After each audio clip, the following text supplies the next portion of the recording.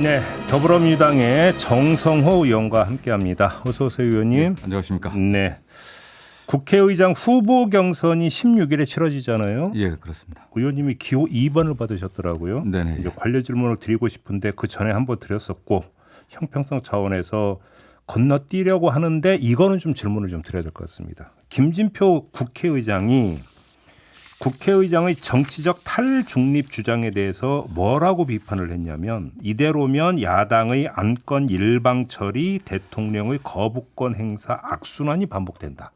이렇게 비판을 했거든요. 네네. 어떻게 생각하십니까? 뭐 동의하기 쉽지 않고요. 네. 물론 국회의장이 중립을 지켜야 된다는 말은 동의합니다.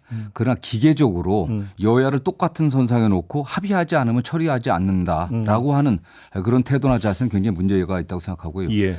21대에서도 지금 제가 알기로는 2만 5천 건 이상의 법안이 발의돼 갖고 9,400건 이상이 좀 처리가 됐습니다. 뭐 36% 정도 해갖고 처리가 돼 갖고 가장 낮은 처리율을 보이고 있는데 예. 어쨌든 그 중에 윤석열 대통령이 9건의 법안을 거부권 행사했어요. 사실 굉장히 거부권 예외적인 겁니다. 그렇죠. 그러나 이 예외적인 건데 이 9건도 굉장히 많이 행사한 거거든요. 과거의 전례에 비춰보면은. 그러나 김진표 의장께서 생각해 볼 것은 그러한 대통령의 그 마구잡이 거부권 행사에 대해서 한 말씀도 제대로 하지 않았습니다.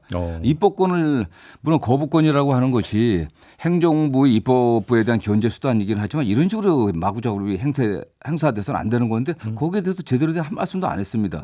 국회 입법권의 침해다. 굉장히 자제돼야 된다. 이런 말씀도 안 하셨기 때문에 네. 저는 문제가 있다고 보고요. 더 큰 문제는 민생 법안을 처리를 안 한 겁니다. 이게 쟁점 법안, 이 거부권 행사 법안과 민생 법안이 같이 있으면 법사위에서 다 상위 열지를 않아요. 그냥 민생 법안은 민생 법안도 처리해야 되는데 그런 문제 지적을 안 한 겁니다. 그러니까 본회의도 마찬가지예요. 이런 법안 안 올리더라도 민생 법안은 더 자주 올렸어야 되죠. 물론 뭐 그런 경우도 있지만은 예. 그런 면에서 보다 적극적인 역할을 못 하신 점을 좀 지적하고 있는 거죠. 의장의 독자적 영역이 반드시 있다. 네. 이런 말씀이신 거죠? 알겠습니다. 좀 이재명 대표가 오늘부터 일주일간 휴가를 내고 입원 치료를 받는다고 하는데 이게 이제 건강상 문제라 어디까지 여쭤봐야 될지 좀 뭐 저도 좀 약간 헷갈리는데 뭐 큰 문제는 아닌 거죠?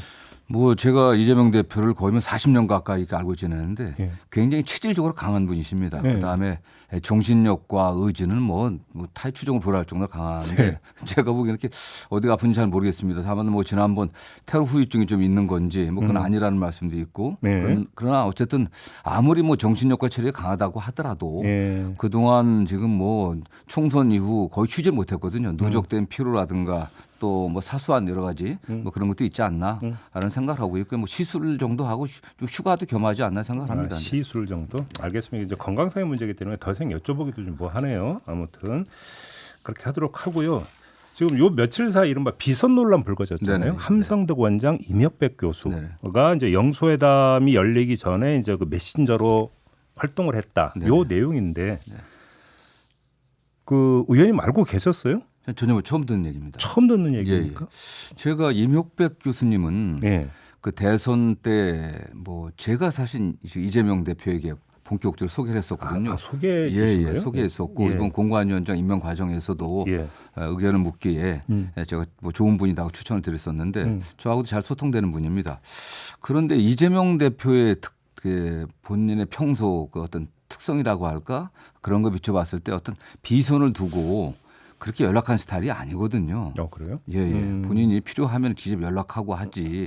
예. 누굴 두고 중간에 왜냐하면 중간에 어떤 분들이 끼게 되면 이게 의사 전달 과정에 있어서 문제가 있을 수 있지 않겠습니까? 그래서 본인이 누가 소개를 하면은 네. 판단을 하고 직접 소통할 뿐이지 그렇게 하지 않는데 전 이해하기 쉽지 않습니다. 이게 네. 일상적 당무하고는 좀 다른 게 그동안 꽉 막혀 있었잖아요. 네네. 윤석열 대통령과 네네. 이재명 대표의 네네. 사이는 네네. 사실은 거리고 거기 어떤 신뢰라고 하는 것들이 끼어들 여지가 별로 없었잖아요. 네네. 지난 2년간. 네, 예, 그렇기 때문에 메신저가 가동될 필요는 있었다고도 볼 수 있잖아요. 저는 그럴 가능성 충분히 인정하는데 예. 다만 어쨌든 뭐 천준호 비서실장도 있고 예. 저쪽에서도 뭐 정진석 실장이나 홍철호 정무수석도 있는 상황에서 어쨌든 뭐 중간에 대학 교수님들을 넣어갖고 소통을 했다는 게 저는 이해가 안 됩니다. 저는 그게. 근데 이게 그러면 예를 들어서 두 분이 그냥 자가 발전이고 상당 부분은 사실에 없는 그 지어낸 얘기다라고 보기에는 너무나 구체적인데요, 얘기가. 그리고 저도 뭐 기사는 봤는데 예. 굉장히 구체적인 말씀들이 나오는데 그게 과연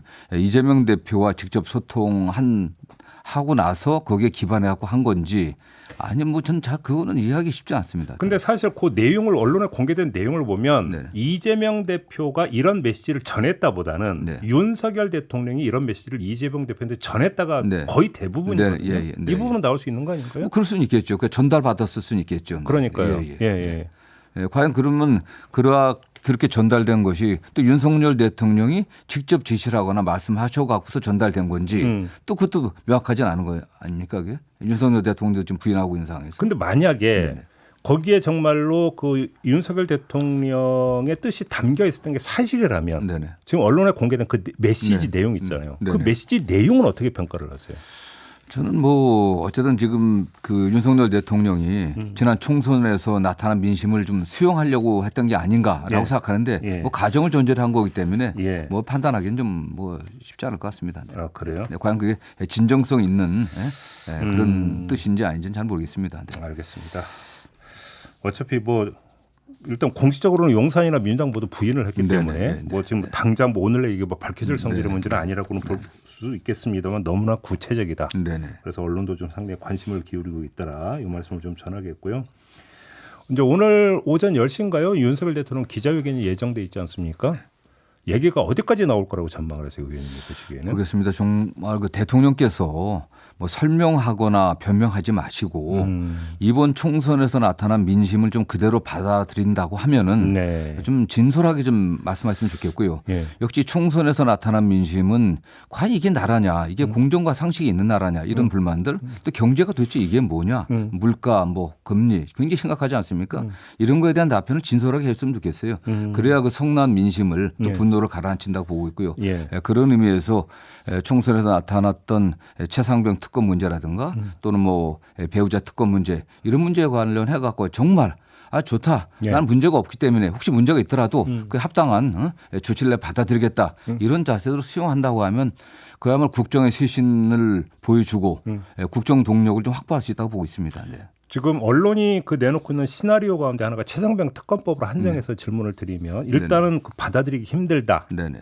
라는 어떤 뜻을 밝힌과 동시에 다만 이러이러한 부분에 좀 수정이 있다면 그때는 받아들일 수 있다라는 이른바 조건부 수용론을 제기할 수도 있다라는 전망이 나오고 있는데 만약에 이런 이야기를 한다면 그건 네. 어떻게 평가를 하세요? 저는 뭐 그거는 조건을 붙인 조건과 단서를 붙이는 것은 좋지 않다고 보고요. 예. 뭐 안 하는 거나 똑같지 않겠습니까? 그게 그래요? 뭐 공수처 수사 이후에 보겠다라고 그렇죠, 하는 건 그렇죠. 뭐 바람직하지 않고요.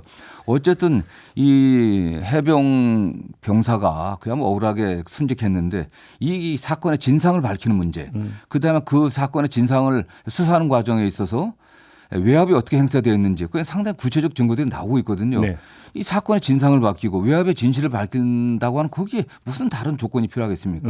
저는 뭐 그 이 사건에 관련해서는 그냥 대통령께서 수용하지 않는다고 하면은 향후 계속 두고두고 문제가 될 것으로 보고 있습니다. 이건 무조건 수용해야 된다. 네네, 예. 김건희 특검법도 저는 뭐 김건희 여사 특검법도 과연 대통령께서 어떤 신뢰를 회복하려고 하면은 정말 본인 말 맞다나 그야말로 큰 문제가 안 된다고 하면 수용하는 게 좋지 않겠습니까? 예. 네네. 그것도 수용해야 된다.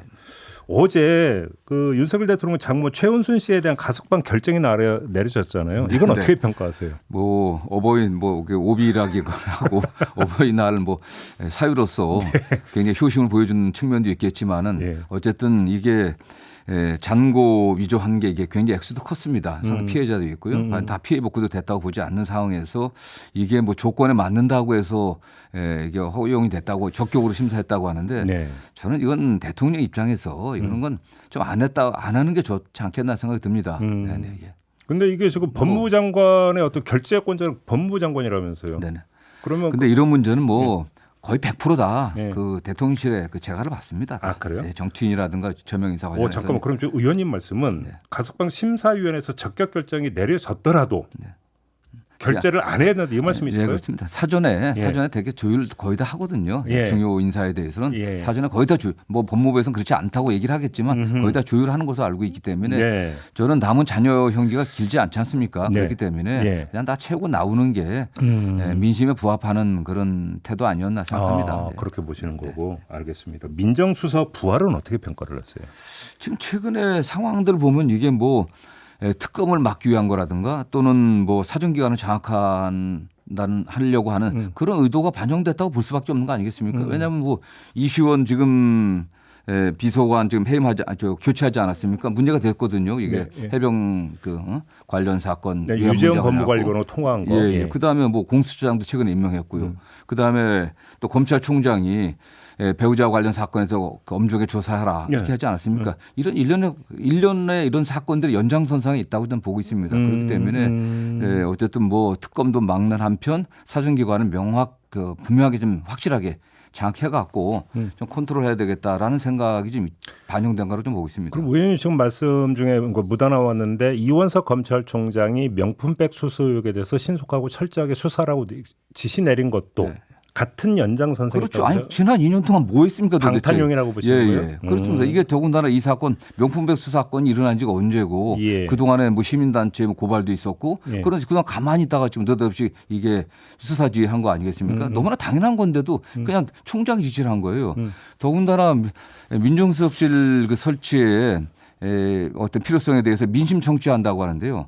사실 민심 청취는 가장 좋은 게 당에서 듣는 겁니다. 그렇죠. 국회의원들이 현장에서 국민들 직접 접촉하고 있지 않습니까? 그렇죠. 당과의 그 상명하복식 그 수직적 그 관계가 아닌 수평적 관계 만들어 갖고 당과 잘 소통하면 됩니다. 그게 뭐 비서실이라든가 정무실을 통해 갖고 들으면 뭐 국회의원들이 있는 그대로 다 얘기하죠. 그게 민심 청취의 가장 좋은 길인데 그건 왜 두고서 이렇게 합니까? 그게? 아무튼 지금 이원석 검찰총장 임기가 9월이면 끝나기 때문에 어차피 조만간 이제 총장 더 나가서 서울중앙지검장까지 인사가 나야 되는 거잖아요. 예. 그러면 이제 이걸 김주현 민정수석이 이제 핸들링을 할 거라고 그러니까 다들 전망을 하던데 네. 어떤 결과가 나올 거라고 그럼 예상하시는 거예요? 결국 뭐 대통령 뜻대로 가지 않겠습니까? 그렇게 볼 거다고? 어쨌든 인사권자는 대통령이고요. 결국 친윤 라인이 구축이 될 네, 거다. 뭐 김주현 수석 뭐 매우 유능한 분이고 또 예. 검찰 조직 관리에서는 뭐 탁월한 능력을 갖고 있는 것으로 알려져 있거든요. 네, 그렇기 네. 때문에 뭐 네. 그렇게 가지 않겠나 생각을 해봅니다. 네. 예. 의원님이 그 검찰의 국회에 대한 압수수색의 거의 절대 다수가 민주당을 향한 것이었다라는 네. 어떤 그 통계 내용을 지금 네네네. 발표하신 게 있잖아요. 네, 예. 이게 이제 어떤 그 문제점을 갖고 있다고 판단을 하시는 겁니까? 일단 지금 윤석열 정부 들어서 국회에 대한 압수수색 22건 있었습니다. 네. 그 22건 중에서 21건이 민주당이 집중되어 있고요. 95%가 민주당 상대로 했던 압수수색이었습니다. 네.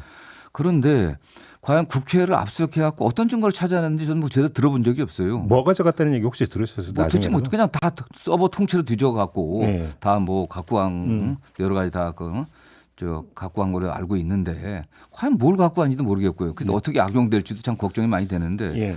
저는 어쨌든 거기서 압수수색 해갖고 어떤 증거를 확보했는지 사실 변호인들 물어보면은 특별한 게 없습니다. 이런 식의 압수수색이 무분별하게 허용돼야 되는지 또 그거에 관련해갖고 왜 국회의장이 한 말씀도 안 하는지. 예. 그것도 의장이 한마디 했어야 되는 거다? 당연히 그렇지 않겠습니까? 그게. 예. 사법부에 대해서도 국회의원과 또 국회 본관에 대한 압수수색은 신중해야 된다고 얘기를 해야 되는 거 아니겠습니까? 그게. 지금 뭐 법원의 압수수색 영장이 너무 남발된다는 말이 있는데 국회의원에 대해서는 압수수색 영장이 그냥 다 발부되는 것 같아요. 제 느낌은요. 예. 말이 안 되는 거 아니겠습니까? 더군다나 국회의원들 같은 경우는 굉장히 많은 민원을 받습니다. 다양한 종 민원을 받는데 그게 또 일이거든요, 사실은. 네. 그런 거 갖고서 마음만 먹은 검사들이 얼마나 또 다른 건을 별건을 엮어낼지 걱정이 많이 됩니다. 어떡해. 그 정도 좀 봐야 된다. 네. 예, 알겠습니다. 그 민주당과 조국혁신당이 6개월 내에 검찰의 수사권과 기소권을 완전 분리하겠다. 네네. 이런 지금 방침을 세웠다고 하는데 어떻게 평가하십니까? 뭐 검찰 개혁의 그 궁극적인 목표가 예. 저는 뭐 저도 수사 기소가 분리돼야 된다는 생각을 갖고 있거든요. 거기는 동의하는데 다만 국회 입법 절차가 있기 때문에 네. 6개월 안에 한다는 거 하긴 쉽지는 않겠죠. 사실은. 왜냐하면 국회가 개원해야 되고 법안을 내야 되고 또 상임위가 열리고 또 일련의 절차 있지 않겠습니까? 더군다나 이 얘기는 결국은 법사위원장을 민주당이 맡는다는 걸 전제로 하는 얘기 아니에요? 민주당이 맞는다고 하더라도요. 예. 그다음에 올해 뭐 8월에 그 뭐 결산이 있고 9월 들어간 정기국회 있기 때문에 예산 심사 있기 때문에 사실 그 과정이 뭐 그렇게 빨리 되긴 쉽지 않은데 다만 정말 지금 야권이 차분하게 좀 했으면 좋겠습니다. 차분하고 철저하게 준비하고 차분하다기는 어떤 하여튼 뭐 뜻일까요? 법안의 좀 완결성을 좀 높여야겠죠. 지난번에도 뭐 등자 문제라든가 예, 이런 것 때문에 지금 뭐 예. 이게 결국 시행령으로 다시 원복된 거 아니겠습니까? 그래서 때문에 좀 법안 철저히 준비하고 또 국민적 공감대를 가져야 되지 않겠습니까? 그래서 시민사회단체와 충분한 공감하에 좀 차분하게 또 절차에 따라서 잘 추진했으면 좋겠습니다. 네. 속도가 중요한 게 아니라 정교함이 중요한 네, 거다. 정교하게 해갖고요. 예. 그런 바탕 위에 또 여당을 설득하고 또 정부와도 또 논의를 해야 되는 거 아니겠습니까? 혹시 의원님의 이런 지금 그 지적에는 지금 22대 국회 초기의 어떤 그 화두가 네. 검찰 개혁이 아니라 예를 들어서 민생이라든지 다른 게 돼야 된다는 이 판단도 깔려 있는 걸까요? 저는 뭐 같이 가야 된다고 보고 있습니다. 어쨌든 검찰 문제는 이게 민생 문제와 동떨어진 게 아닙니다. 국민들도 불안하죠. 지금 뭐 검경 수사권 조정이 너무 애매하게 돼 있기 때문에 네. 경찰에서는 뭐 수사가 제대로 안 들어 진행이 안 되는 부분도 많이 있어서 굉장히 국민들의 불만도 큽니다. 또 검찰이 그야말로 또 오히려 수사권을 갖다 너무 넓게 확보하고 있는 거 아니겠습니까? 네. 시행령을 통해 갖고 네. 그런 문제도 있기 때문에 이건 국민들의 민생에 또 관련된 문제이기 때문에 뭐 민생 문제와 검찰 개혁 문제가 좀 별개로 생각하지는 않고요. 뭐 같이 진행하면 되는 겁니다. 이건. 알겠습니다. 마지막으로 지금 이제 국민의힘으로 좀 돌려 좀 바뀔 것 같습니까? 어차피 원내대표도 이제 바뀌고 새 대표도 뽑을 텐데 어떻게 좀 국민의힘이 좀 어떤 색깔이나 방향성이나 당정광 이런 게 좀 바뀔 거라고 전망하세요? 그게 뭐 쉽겠습니까? 그러니까 저는 뭐 대통령이 바뀌셔야 되는 어쨌든 뭐 대통령 중심적 국가고 여당의 1호 당원은 대통령 아니겠습니까? 대통령께서 바뀌어야 되는 거고요. 예. 저는 뭐 크게 변화는 없을 거라고 보고 있습니다. 네. 아, 그렇게 보시는 거고 알겠습니다. 오늘 인터뷰는 좀 이렇게 마무리하도록 하겠습니다. 고맙습니다, 의원님. 감사합니다. 더불어민주당의 정성호 의원과 함께했습니다.